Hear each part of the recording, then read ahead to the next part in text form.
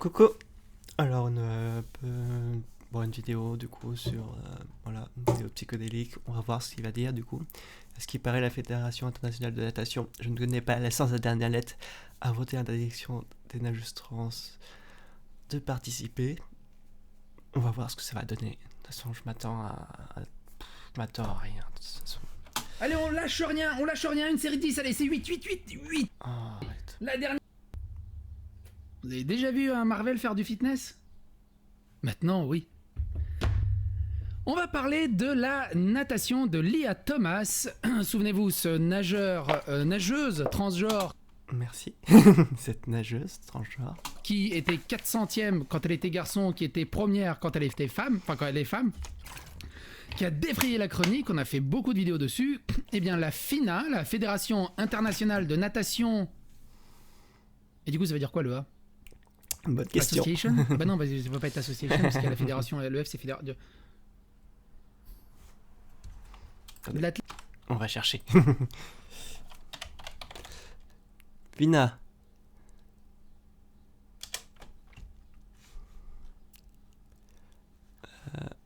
Qu'est-ce qu'il me fait? Alors, Fédération internationale de natation. On sait toujours pas pourquoi le A est. La Fédération internationale de natation et la Fédération... Ok. Mais que veut dire le A? C'est une très bonne question.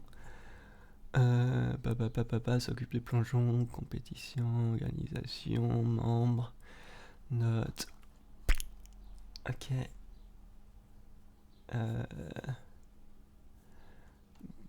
Je crois que personne ne sait. Visiblement. Voilà. Bon. On ne saura jamais. Triste. C'est reparti. Athlétisme. La FINA, donc qui s'occupe de ceux qui nagent dans des bassins, vient de voter pour interdire les nageuses trans, mais promettent d'ouvrir une catégorie ouverte. C'est-à-dire que où les personnes trans pourraient librement aller nager. Alors, mon petit doigt mouillé me dit qu'il n'y aura pas beaucoup de trans hommes, mais beaucoup de trans femmes.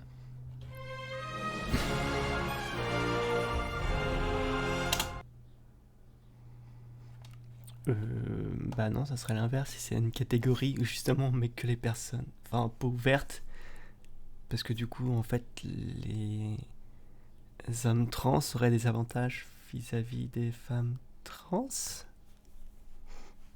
Enfin bon. Alors, petit instant promo, si vous n'avez pas suivi.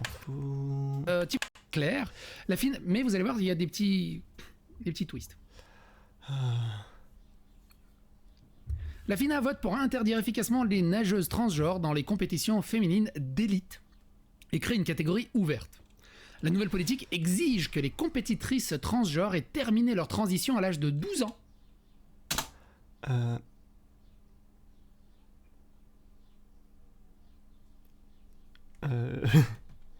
Vous vous foutez de ma gueule?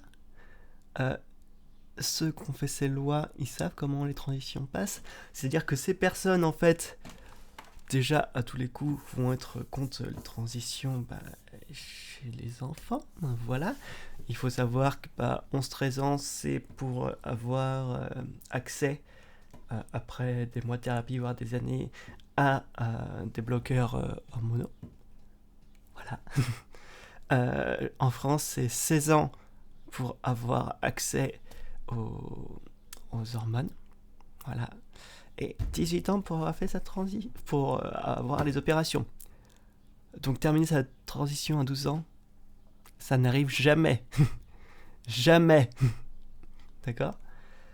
Je pense qu'ils ont dit pour ça, parce qu'ils se sont dit 12 ans c'est avant la puberté. Et donc comme ça, elles n'auront pas développé des traits. Voilà. Bref, donc pour rappeler un peu déjà pourquoi cette décision est complètement nulle à chier et problématique, c'est-à-dire que de 1, ça veut dire que beaucoup de gens ne considèrent pas les femmes trans comme des femmes, donc voilà, ça craint. Pour rappel, bah, du coup, les personnes trans qui passent, qui ont une transition, prennent des bloqueurs de testostérone, enfin les femmes trans, du coup, bloqueurs de testostérone plus des oestrogènes. Et donc, ça a beaucoup d'effets sur le corps, incroyable. Comme une diminution de la masse musculaire, une répartition des masses graisseuses. Bref, il se passe plein de trucs. Et il y a des recherches qui ont montré qu'au bout de 2 ans, la masse musculaire entre une femme trans et une femme cis était similaire. D'accord ? Donc je répète, similaire. Ce qui est gardé à travers la puberté, déjà ce serait des poumons plus grands, parce qu'en moyenne les hommes sont à la naissance parce qu'en moyenne les hommes sont plus grands, ok, mais la capacité pulmonaire ça se travaille. Deuxième, ça serait un cœur plus puissant. Bref, le cardio ça se travaille.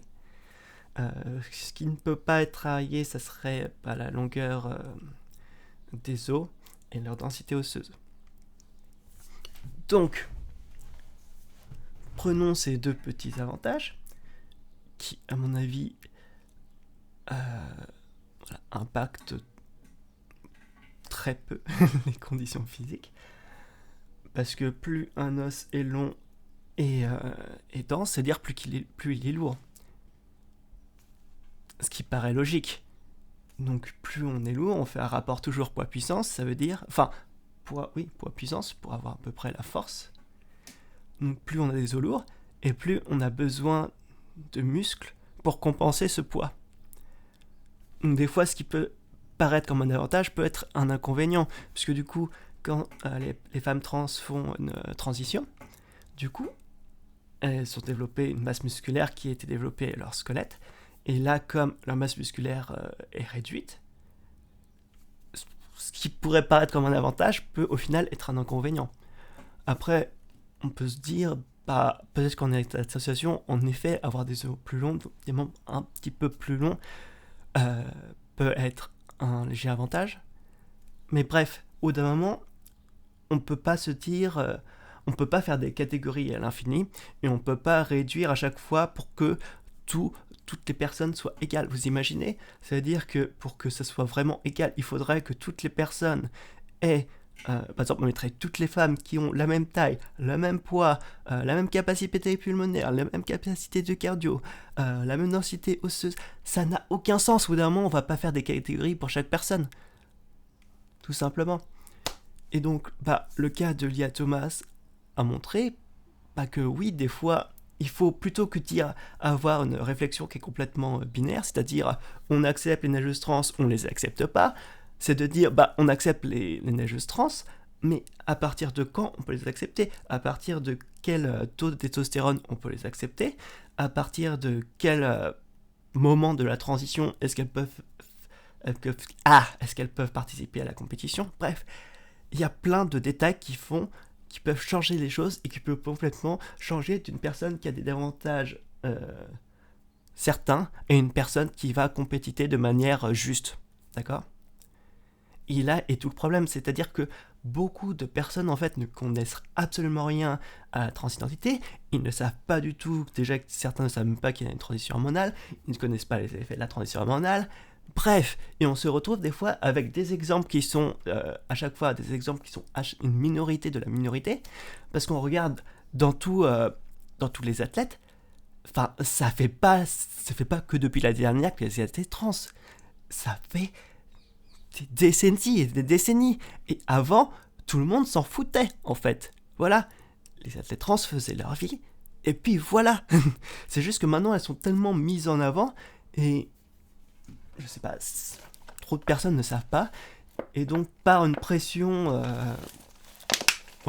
des personnes, et comme malheureusement moins les personnes en savent, plus elles ont des propos qui sont un petit peu clivants, voilà, donc c'est toujours les propos clivants qu'on va voir en avant. Bref, ça devient une merde sans nom. Donc du coup on se retrouve à faire une catégorie ouverte. C'est quoi ce truc ? C'est-à-dire que c'est quoi ouverte ? C'est-à-dire qu'on mettra ceux qui veulent y aller y iront. Ça n'a aucun sens. Et puis, là, enfin, il a dit un truc qui n'a aucun sens. C'est, on ne pouvait pas mettre en compétition des femmes trans et des hommes trans. Les hommes trans ont du coup des bloqueurs, je suppose, d'œstrogène et ont de la testostérone. Et cette testostérone va leur permettre d'avoir une masse musculaire, on va dire, similaire à un homme. Là, c'est complètement injuste. Enfin, on va continuer parce que de toute façon... Donc tu peux changer de sexe à 11 ans. C'est-à-dire que faut attendre quand même 18 ans pour conduire une bagnole. Faut attendre 21 ans pour boire, dans certains pays, pour boire de l'alcool ou faire des gangbangs. Mais par contre, si t'as fait ta transition avant les 12 ans, easy. Hein, c'est quoi? C'est un coloriage, quoi. Bref, psycho. Au bout d'un moment, c'est lourd, tu vois. Je ne connais pas de pays où on peut faire sa transition à 11 ans. Aucun. Alors peut-être que c'est... Je ne pense même pas que ça existe. Bref. Renseignez-vous, bordel. Mec, tu fais des vidéos sur les personnes trans, tu n'y connais absolument rien. Rien, que dalle, nada. Arrête juste. Ou renseigne-toi un minimum. C'est pas compliqué, non? Il sait ce qu'il veut, tu vois. C'est ce qu'elle veut. C'est lourd, hein. Afin de pouvoir participer aux compétitions féminines. L'instance dirigeante... Attends, je vais zoomer un peu pour vous. L'instance dirigeante mondiale de la natation a voté pour interdire aux athlètes transgenres de participer aux courses d'élite féminine. La FINA explorera l'établissement d'une catégorie ouverte pour eux dans certaines épreuves dans le cadre de sa nouvelle politique. Moi, j'ai hâte de voir cette catégorie ouverte, mine de rien. La nouvelle politique a été adoptée avec une majorité d'environ 71%. Du coup, j'imagine que dans ces catégories ouvertes, il y en a un qui se définit en tant que hors-board. Il est tout le temps premier, en fait. C'est pas drôle. C'est pas drôle, en fait. Arrêtez avec vos trucs, de genre hélicoptère d'attaque, hors-board.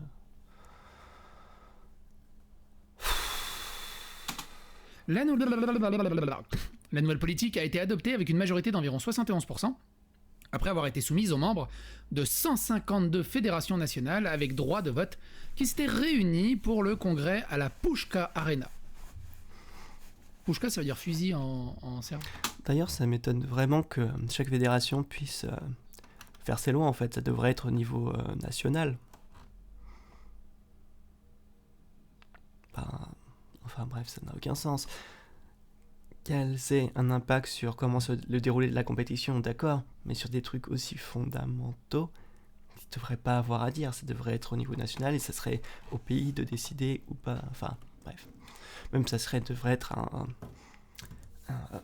ce qu'on peut appeler ça, on pourrait dire établissement international, bref. Il faudrait que les... Je le sais parce que je suis d'origine serbe, pour ceux qui savent pas. Il faudra que les compétitrices transgenres aient terminé leur transition à l'âge de 12 ans pour pouvoir participer aux compétitions féminines. À vous de me dire si à 12 ans, on est assez mature pour savoir ce qu'on veut et changer de sexe.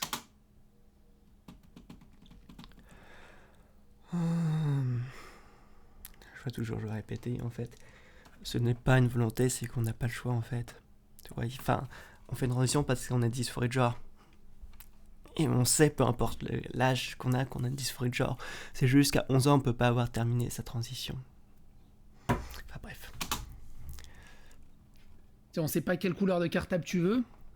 Mais par contre, si tu décides de changer de sexe... Une déclaration de la FINA a déclaré que les athlètes... Et puis je tiens à signaler, les enfants qui pensent avoir une dysphorie de genre, ils vont voir des professionnels et ça dure des années et des années de thérapie. Donc arrêtez avec vos trucs genre paf, les enfants ils se disent demain je vais être une fille. Ça se passe pas genre hop, on prévoit l'opération pour demain, les hormones et tout. Non, ça se passe pas du tout comme ça. Donc arrêtez.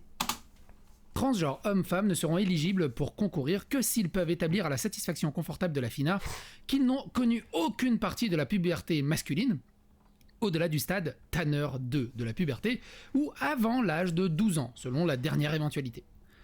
Le président de la FINA, Hussein Al-Moussalam, a déclaré « Nous devons protéger les droits de nos athlètes à concourir, mais nous devons également protéger l'équité de la compétition lors de nos événements, en particulier la catégorie féminine lors de la compétition de la FINA. » C'est vrai que tout le monde s'en fout des athlètes trans. Ça. Mais bon, et d'où ces personnes sont capables de... Enfin bref. Des études scientifiques qui prouvent que on a des performances similaires, mais bon. Hein. La FINA accueillera toujours chaque athlète. La création d'une catégorie ouverte signifiera que tout le monde a la possibilité de concourir à un niveau élite. Cela n'a jamais été fait auparavant, donc la FINA devra montrer la voie. Je veux que tous les athlètes se sentent inclus dans la capacité à développer des idées au cours de ce processus. Donc tous les athlètes doivent se sentir inclus, mais les trans dégagés dans votre propre catégorie. Oui. Un truc pas logique. Le droit des transgenres font l'objet de débats alors que le sport cherche à équilibrer l'inclusivité tout en veillant à ce qu'il n'y ait pas d'avantages injustes. La conversation à ce sujet s'est intensifiée après que les nageuses de l'université de Pennsylvanie, Lia Thomas, soient devenues la première championne transgenre de la NCAA. Non, c'est moche. Attends, je la refais. La première, c'est devenu la première championne transgenre. Ça veut dire que toutes les personnes transgenres avant n'ont pas été championnes. Ta maman, enfin... Dans la NCAA féminin plus tôt cette année. L'année dernière, l'haltérophile néo-zélandaise Laurel Hubbard est devenue la première athlète transgenre à participer aux Jeux Olympiques de Tokyo. On avait fait 2 vidéos là-dessus. Une, c'était la première athlète transgenre, et la deuxième où elle est revenue sans aucune médaille. Tout ça pour ça. Ce qui prouve que les athlètes transgenres n'ont pas tout le temps, n'ont pas un avantage, de base. Parce que visiblement, à part quelques cas isolés, dans la plupart des cas, elles participent, elles sont pas en train de rafler toutes les médailles. Donc arrêtez. La nouvelle politique de la FINA ouvre également l'éligibilité à ceux qui ont une insensibilité complète aux androgènes et ne peuvent donc pas connaître la puberté masculine. Les athlètes qui ont eu une suppression de la puberté masculine à partir du stade Tanner 2 ou avant l'âge de 12 ans selon la date la plus tardive et qui ont depuis maintenu en permanence leur taux de testostérone dans le sérum ou le plasma en dessus de 2,5 nanomoles. Oui. Bref, c'est une quantité. S'il y a des physiciens... Ça ? Ou quand je regarde ma femme, c'est une nanodure du coup. Sont également autorisés... Comment ça marche ? Sont également autorisés à participer aux courses féminines, à déclarer la finale. Mais ça veut dire quoi ? C'est quoi les nanomoles au bout d'un moment ? Attends, c'est quoi ? C'est comme les médicloriens ? C'est à partir d'un certain degré de nanomoles, t'es assuré de courir sous les 10 secondes ? C'est les puissances fiscales et les puissances... Non, t'as rien compris. Enfin bref, on va pas revenir là-dessus. Chevaux fiscaux... Alors, du coup, faites des catégories nanomolesques, plutôt que hommes-femmes.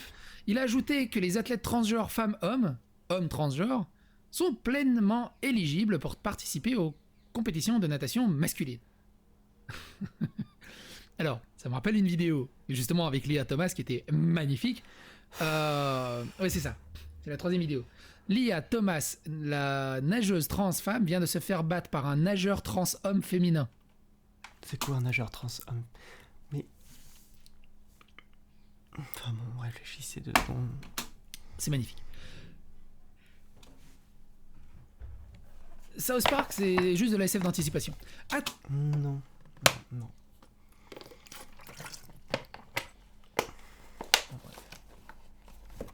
Athlète Ali... Alors, j'en étais où Bref. Athlète Ali, un groupe de défense de sport LGBTQ, a répondu à l'annonce et a déclaré que les critères d'éligibilité étaient discriminatoires. Ils ont posté sur Twitter « C'est discriminatoire, nuisible, non scientifique et non conforme aux principes du CIO 2021. Si nous voulons vraiment protéger le sport féminin, nous devons inclure toutes les femmes, c'est-à-dire celles qui sont des hommes qui ont des biscottos comme ça. » Non. Toutes les femmes, c'est-à-dire que... Oh non, à la fois ça revient juste à partir en boucle quoi. Transition, ça veut dire baisse de la masse musculaire. Baisse de la masse musculaire. Masse musculaire, après 2 ans d'hormonothérapie, est similaire entre les femmes trans et les femmes cis. Point. Tu vois? Et qui ont des V12 à la place des couilles. Non, Mais qui se prennent pour des femmes. parce qu'elles sont des femmes, arrête. Au bout d'un moment, c'est compliqué. C'est compliqué. Non, c'est très facile, c'est juste vous qui faites chier le monde. En fait, c'est Thibaut Inchep qui a vraiment le mieux résumé l'histoire au bout d'un moment. Qu'on le veuille ou non. Oui, il y a des femmes plus fortes que des hommes. Oui, il y a des hommes moins forts, plus forts. Mais dans la moyenne générale, un homme est un peu plus grand, un peu plus musclé qu'une femme. Et à chaque fois, vous oubliez le plus important, la transition hormonale qui change tout. Voilà, du moment que vous ne prenez pas en compte la transition hormonale, vous avez tout faux. Donc arrêtez de faire chier. Donc je vais arrêter avec de toute façon cette vidéo parce que de toute façon on va être les blabla, les ministres qui disent oui, moi je pense. Bref, incroyable, il y a des personnes transphobes partout. On va voir un peu les commentaires parce que de toute façon ça va être tout fait. Enfin une décision logique et juste pour tous. Mon couille sur tes fronts. Étant donné que l'on exclut la Terre de toute capacité. Hein quel rapport en fait? On exclut les athlètes russes parce que du coup, bah, la Russie est en temps de guerre, tu vois, et c'est pour faire une pression. Bref.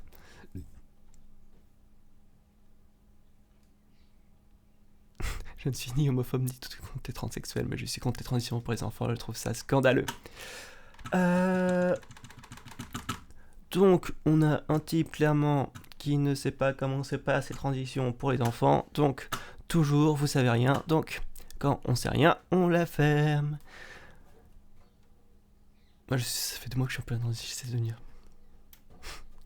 Waouh, incroyable, c'est très très très très drôle, on s'en fout.